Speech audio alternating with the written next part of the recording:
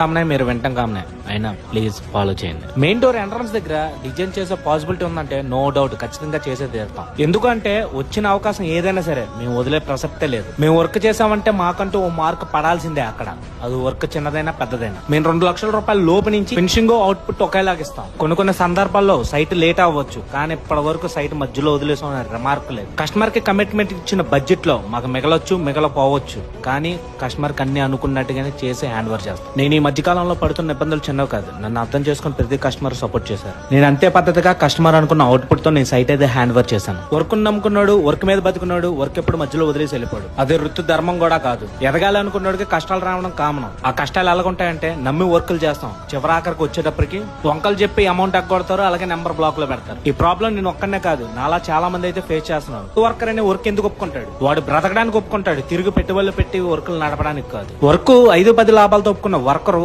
చివరాఖరికి వచ్చేటప్పటికి వేలలో నష్టపోతే ఆ వర్కర్ ఏం తిని పెరుగుతాడు. దయచేసి ప్రతి కస్టమర్ అర్థం చేసుకోండి, అలాగే వర్క్ ఒప్పుకున్న వాళ్ళు కూడా అర్థం చేసుకోండి. మీరు ఇబ్బంది పడకండి, వాళ్ళని ఇబ్బంది పెట్టకండి. మీకు నమ్మకం ఉంటేనే ఒక వ్యక్తికి ప్రాజెక్ట్ ఇవ్వండి, లేదంటే అక్కడితోనే డ్రాప్ అయిపోండి. ఈ సైట్ కస్టమర్ నాకు చాలా సపోర్ట్ చేశారు. అది పర్సనల్ గా చాలా